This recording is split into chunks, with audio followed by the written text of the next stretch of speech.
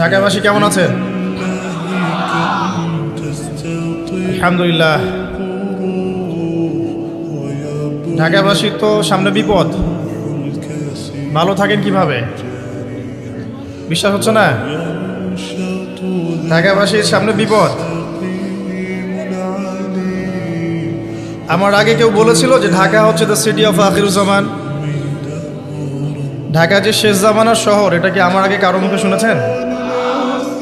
আচ্ছা, তো যখন আমরা ল্যান্ড করি ঢাকায়, তখন একটা পরিচিত দৃশ্য দেখা যায়। এই দৃশ্য বাংলাদেশের অন্য কোনো জায়গায় দেখা যায় না। সেটা হলো বাক্সে বাক্সে বন্দি জীবন। উঁচু উঁচু কিছু ইমারত দেখা যায়, ইট কাঠ পাথরের কিছু ইমারত, ছোট ছোট বাক্সের মতো, আকাশ থেকে বাক্সের মতো লাগে দেখতে। এই যে বাক্সে বাক্সে বন্দি জীবন, এই দৃশ্যটা ঢাকাতে আসলে দেখা যায়।